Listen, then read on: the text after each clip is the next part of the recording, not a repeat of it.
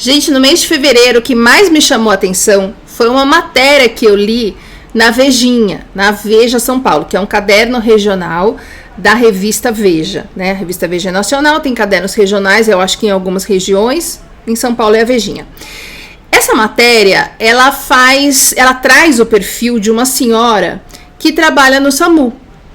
E eu quero comentar sobre essa notícia à primeira vista, o que a gente vê à primeira vista, e depois ir aprofundando, porque é justamente quando a gente não aprofunda nosso olhar sobre as coisas, sobre os exemplos, sobre as histórias, sobre as matérias, e a gente fica na superfície, é justamente aí que a gente erra, julgando quem burnoutou, ou, se foi a gente que burnoutou, sem entender por que a gente burnoutou e sofrendo com o julgamento dos outros ao nosso respeito. Então vamos lá. A chamada da matéria é a seguinte: enfermeira há mais tempo no SAMU, ela só vai descansar quando for obrigada. E tem um trechinho já no texto, lá embaixo, que diz o seguinte: e ela avisa, só descansa quando vier a aposentadoria compulsória prevista para os 75 anos. E essa chamada da matéria segue com um subtítulo que é: Maria Jalva, 72 anos, foi da primeira turma que criou o serviço na capital nos anos 90 e atuou nas mais diversas catástrofes da cidade. Conheça a história. Ou seja, vamos olhar para essa notícia primeiro de uma maneira superficial. Caiu na mão, tô lendo aqui. Em primeiro lugar, o que a gente vê é que é uma matéria muito bonita, né? Não esteticamente, o conteúdo. É uma matéria muito bonita, porque ela está homenageando uma mulher que é a enfermeira mais antiga do SAMU e que sempre se posicionou de forma ativa, proativa, comprometida com o seu trabalho e que, ao participar, salvando vidas nas grandes catástrofes que os paulistanos testemunharam, se coloca como parte ativa da história da nossa cidade, certo?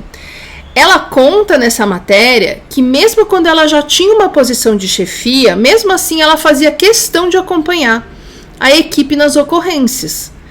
Ela conta também que já aconteceu dela estar de folga na rua, andando, e se deparou com uma pessoa passando muito mal na rua, parou tudo, foi ajudar, ficou lá com a pessoa até a equipe do SAMU chegar, fez todo o possível ali com o que ela tinha disponível, mesmo estando no seu momento de não trabalhar, né, no seu momento de folga. Ela também fala que a irmã dela, que é também enfermeira, mas já aposentada, pelo que eu entendi não era do SAMU, era uma enfermeira que se aposentou, elas moram juntas, são só as duas, inclusive moram pertinho ali de onde eu morava antes de eu vir morar aqui. Essa irmã já tentou de tudo para convencer a Maria a se aposentar e irem juntas morar, se eu não me engano, em Minas. Até um sítio essa irmã comprou, pensando que ia conseguir convencer a irmã de se aposentar também e irem para lá. Eu deduzo, porque eu tô aqui trabalhando com as informações que a matéria trouxe para mim, certo? Então eu tenho que deduzir algumas coisas. Deduzo que elas seguem juntas, morando juntas, porque nenhuma das duas tem interesse em viver sozinha, separada da outra. Mas eu também deduzo que se a irmã dela, se a irmã da Maria, resolvesse ir embora para Minas para morar no sítio, a Maria ficaria sim, morando em São Paulo. Por quê? Porque o foco dela é o trabalho. É muito claro pelo depoimento dela, pelas falas dela na reportagem, que a vida dela é o trabalho e só o trabalho. E aqui eu quero aprofundar isso de dois modos, porque a nossa sociedade, a nossa cultura, adora elogiar, admirar, endeusar as pessoas que abrem mão da própria vida por algum trabalho. E vejam a armadilha aqui. O trabalho da Maria é um trabalho fundamental para todos nós que moramos em São Paulo. É um trabalho que salva vidas.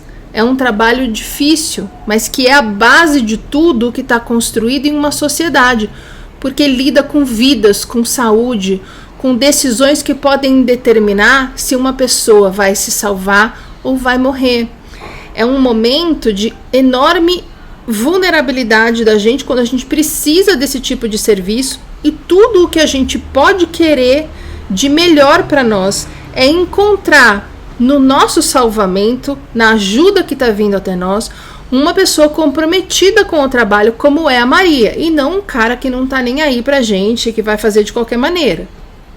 Então, diante de um trabalho assim, é muito fácil, gente, a gente cair na armadilha de achar que não só ela tá certa em agir dessa forma, em fazer da sua vida, em fazer do trabalho a sua vida, como se sentir até um pouco culpado por não estar fazendo a mesma coisa em relação ao nosso trabalho, ou por ter tentado fazer e ter falhado, porque muitas vezes a gente entende durante uma fase inicial depois do diagnóstico que o burnout significa que a gente falhou, que a gente fracassou.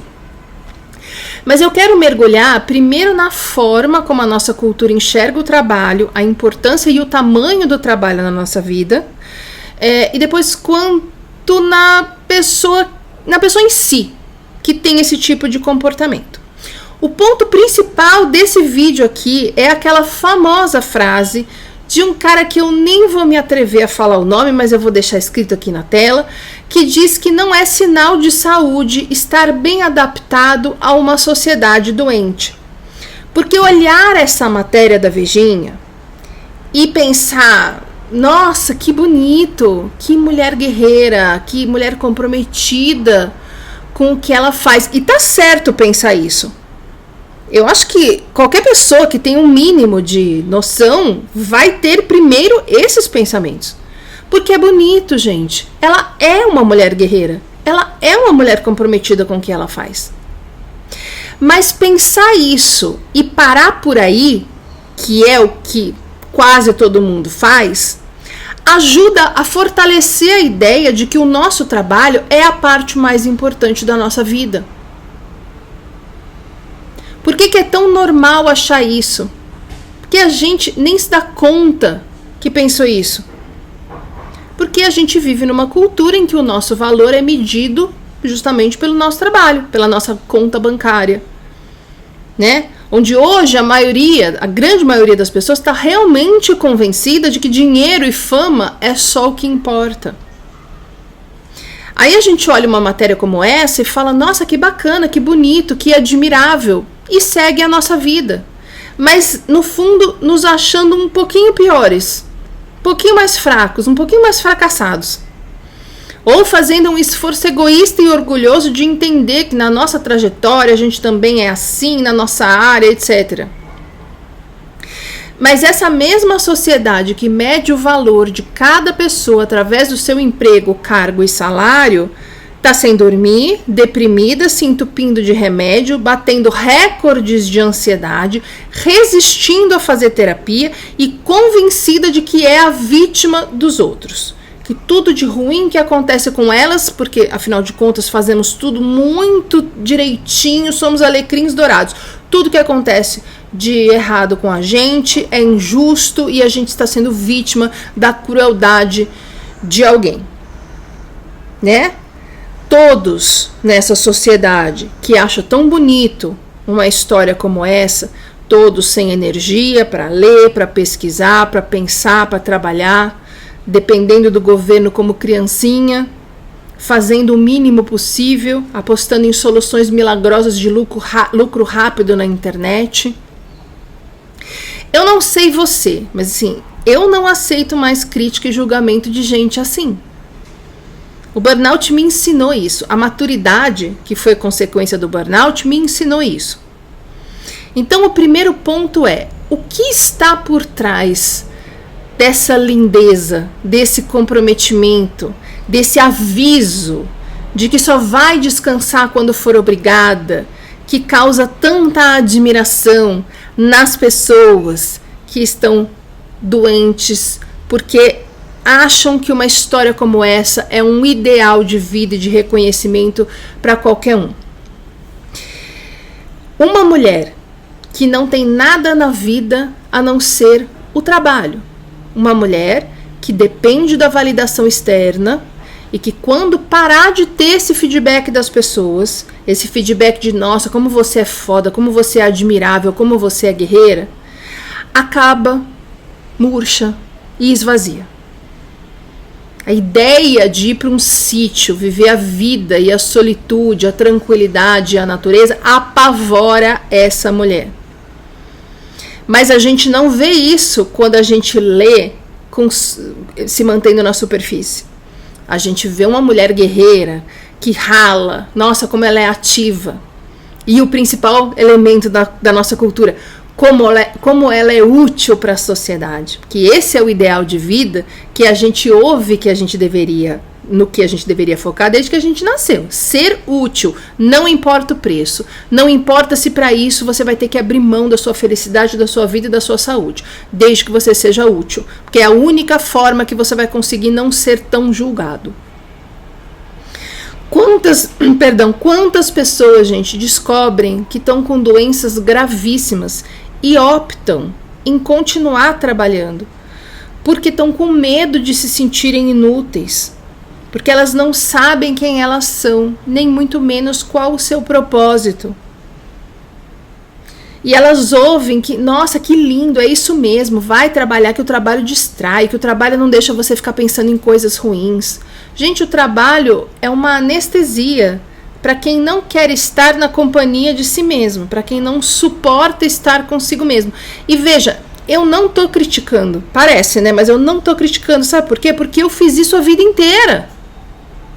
Mas hoje, graças ao burnout, eu aprendi que se dedicar ao trabalho dessa forma, como único foco, como única prioridade, é um jeito da pessoa se distrair de tudo que tem dentro dela e que causa angústia, dor e medo. E ao invés de lidar com tudo isso, ao invés de escolher lidar com tudo isso, confrontar tudo isso, olhar para dentro, a saída mais fácil é se anestesiar, né? É tirar a atenção disso. Seja vendo série compulsivamente, seja comendo, seja indo pra balada, enchendo a cara, tomando bala, batendo uma. Ou seja, trabalhando mais do que seria razoável. É uma forma de anestesia. Ai, Roberta, você está dizendo que ela deveria pular por cima do cara passando mal na calçada porque era folga dela? Claro que não, gente. Eu acho que ela fez o certo.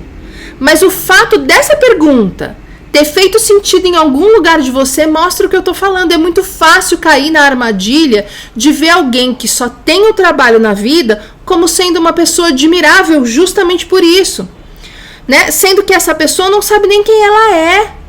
Não sabe lidar com nada fora do trabalho e se entende como sendo a sua persona profissional.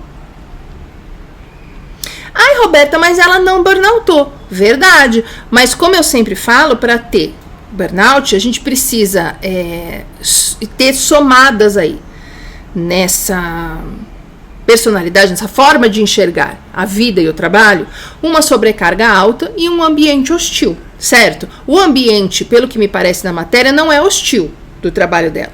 E o fato dela ter horário pode proteger ela da sobrecarga de uma maneira geral. Eu não sei. O que eu sei é que esse não é o ponto relevante para mim aqui hoje. Tá? Ela não ter burnoutado não invalida absolutamente nada do que eu estou falando. Outra coisa, gente, que precisa ficar clara aqui, fazer aqui uma observação, a religião, e somos um país católico, na maioria, cristão, um país cristão na maioria, a religião, ela ajuda a reforçar essa visão deturpada. Porque, ai, mas ela se dedica aos outros, ai, mas ela é uma pessoa boa. Ela é uma pessoa boa. Ela sim se dedica aos outros. É o tipo de pessoa, como eu falei, que a gente quer encontrar quando precisa ser socorrido ou ter algum cuidado no momento de vulnerabilidade. A questão não é essa, tá? Isso é positivo. A questão é o preço que a pessoa paga para ser assim. Porque será mesmo que todo mundo que abre mão de tudo na vida para se enfiar única e exclusivamente no trabalho é uma pessoa iluminada, assim, tipo a Madre Teresa de Calcutá? Eu acho que não. Então, continuando, a segunda coisa que eu queria aprofundar é essa questão pessoal. Porque eu vejo muita gente enaltecendo aqueles amigos, vizinhos, parentes e conhecidos que se dedicam aos outros de uma maneira até exagerada. né? A mulher que dedica a vida a resgatar animais. E essa é a única prioridade dela. É só com isso que ela... só nisso que ela investe o tempo e a energia dela. E ela tem 30 animais. E ela tá o tempo inteiro falando disso. E ela tá sempre arrumando recursos e lidando com voluntários. Olha a cilada.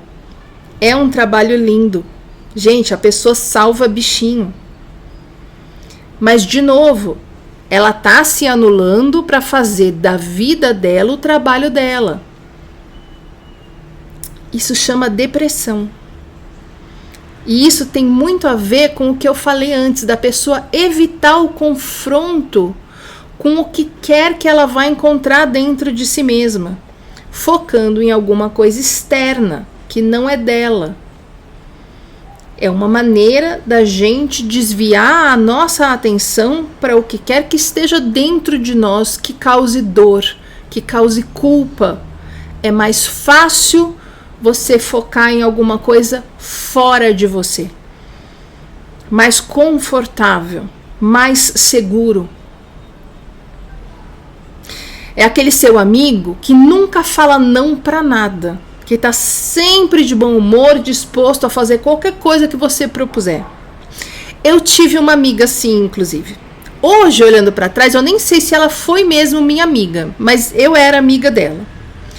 Ela é muito conhecida por ter 1 milhão de amigos, sair todos os dias. Às vezes ela tem 3 programas diferentes no mesmo dia. E aí ela se desdobra para dar conta de estar em todos os lugares. Ela não nega nenhum favor que qualquer pessoa peça para ela.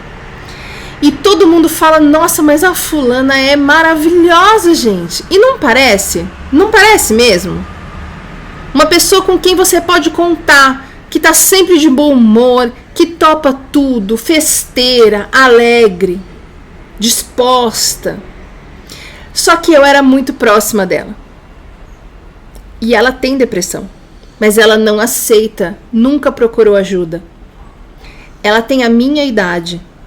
Ela nunca transou na vida. Ela deixa todo mundo esperando. Porque ela marca com você, mas ela não pode falar não pro outro que pediu tal coisa. Ela estava indo te encontrar, alguém pediu alguma coisa, ela deixa de ir para desviar, para fazer o que o outro pediu, porque ela não consegue falar não. Então ela te deixa esperando por 2 horas. Mas você não pode reclamar, porque se você reclamar, vai aparecer em 2 segundos alguém falando não, mas é porque ela está ajudando alguém. Como se você fosse uma pessoa horrível e ingrata. 53 anos ela tem. Ela não tem nada na vida.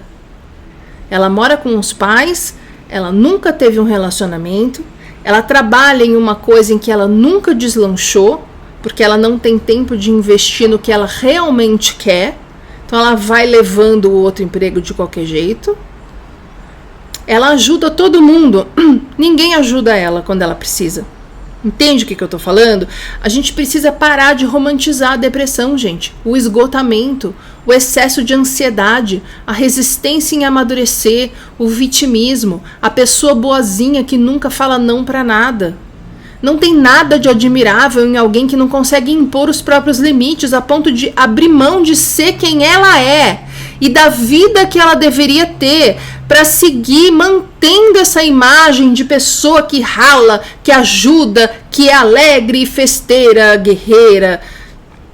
A vida não é o feed da rede social, gente. Mas na nossa cultura parece que é, né? E é por isso que a gente está sempre tentando ser mais como a Maria do SAMU. E mais como essa minha amiga que obviamente sumiu da minha vida quando eu burnoutei, porque não é do interesse dela ter uma pessoa por perto que enxerga através dela. Porque eu era muito parecida com ela em uma época. Eu era assustadoramente parecida com ela numa certa época. A diferença é que ela focou nas amizades em bando, que saem para virar à noite, farrear. E eu foquei em ser a fodona da minha profissão. Porque a gente tem personalidades diferentes, porque ela tinha uma profissão que foi o que apareceu, né? E eu tinha uma profissão que era o que eu sempre tinha sonhado, né? Porque ela gosta de estar em grupo e eu prefiro estar sozinha. Eu tinha meus casos ali com uns caras. Mas eu acho que o mesmo tanto de depressão estava na vida de nós duas. E a mesma resistência em admitir isso e tomar alguma providência a respeito. A minha, abre aspas, sorte, fecha aspas, foi que eu burnoutei. E eu pude, porque fui obrigada, olhar para tudo isso e ir resolvendo todas essas dores, medos e traumas que eu carregava sem me dar conta, porque eu estava sempre me distraindo. No meu caso, com açúcar e com trabalho. Ops. Então, assim, gente, é muito bonita a carreira da Maria Jalva lá do SAMU. É muito admirável que ela tenha esse nível de bondade, de dedicação e de vontade de ajudar as pessoas. Eu tenho certeza que ela fez e faz e vai fazer ainda a diferença na vida de centenas de pessoas, tanto entre as pessoas que ela atendeu quanto as pessoas que trabalharam com ela. Mas eu não vou passar pano para uma pessoa que não tem vida fora do trabalho, que não admite se conhecer e amadurecer, e que não construiu nada sólido fora do trabalho. Que acha insuportável a ideia de não estar trabalhando mesmo aos 72 anos, porque ela simplesmente não tem outra coisa com que ela possa se ocupar para se distrair da dor e da culpa que ela carrega dentro dela. Eu acho linda e emocionante essa trajetória dela ter sido levada pela vida. Quando você lê a matéria, você vê que ela foi levada pela vida para esse caminho de salvar vidas. Mas eu não posso admirar uma pessoa que pessoalmente não salvou a própria vida, que escolheu se anular. Sim, eu acho muito bacana essa minha ex-amiga que está sempre sorrindo, sempre arrumada, sempre pronta para sair, muito disposta. Eu acho muito legal o tanto de caridade e de favor que ela faz para os outros. Mas eu não posso deixar de colocar na balança que ela não tem vida, que ela não se conhece como pessoa, como profissional, como mulher. Ela só se conhece como pessoa que resolve o BO dos outros, que faz companhia para os outros, que ajuda os outros, que vive para os outros, que gasta sua energia e seu tempo com os outros, que está inclusive com a saúde por um fio e não consegue entender o que está acontecendo porque ela faz questão de estar completamente desconectada do próprio corpo e da própria pessoa, que depende da validação externa todo o tempo, e isso vale para as duas. Uma das coisas que o burnout nos ajuda a enxergar é essa parte de quem a gente é, do que a gente veio fazer aqui, de ver aonde está a nossa força, de encontrar um propósito, de nos reconectar com o nosso corpo, com a nossa alma, aprender a impor limites, a exigir respeito, a recuar diante do que e de quem nos oferece nada mais do que indignidade. Pode parecer muito bonito estar doente e desconectado com quem a gente é, né? Quando o nosso trabalho ou as nossas ações são romanticamente bonitas, importantes e admiráveis. Mas quando quem está feliz com o que a gente faz são os outros, a coisa está muito errada e muito feia. Quando a gente se engana que está feliz porque conseguiu achar um jeito de ter a validação externa dos outros e baixar um pouco o nível de julgamento e de crítica, a gente não percebe que está se escondendo da vida, que a gente não está feliz. Geralmente a grande ansiedade que nos toma nessa hora é justamente porque a nossa alma está gritando para que a gente viva a nossa vida e não a dos outros. Para que a gente faça coisas boas para nós, não para os outros. É muito bonito parecer feliz e é muito fácil se iludir que a gente está feliz. Mas você está feliz? Quando ninguém está olhando, quando nada está te distraindo, você está confortável em ser quem você é? Quando está só você e o seu travesseiro demorando para pegar no sono, sem a cara enfiada no celular, quem é você? Como você se sente? Nessa hora, o fato de você saber que você não tem 1 milhão de amigos à sua volta, mas 1 milhão de pessoas interessadas em estar à sua volta, Isso ajuda você a se sentir bem? Nessa hora, ser o fodão da sua carreira, isso te ajuda a relaxar e a ficar tranquilo e em paz? Eu garanto que não. Então, vamos parar de romantizar a depressão? E vamos começar a focar em quem as pessoas são, incluindo nós mesmos, quando elas não estão distraídas com passeios, tarefas, trabalhos e favores? Eu vi uma frase que foi atribuída a Elza Soares, não sei se de fato foi ela que falou, porque na internet a pessoa coloca uma frase e tá com o nome ali, né? Mas a frase é boa e eu acho que ela é perfeita para encerrar esse vídeo. Diz a Elza Soares, supostamente: a gente é criada para ser assim, mas a gente tem que mudar. Precisamos ser criadas para a liberdade. O mundo é grande demais para não sermos quem a gente é. Pensa nisso.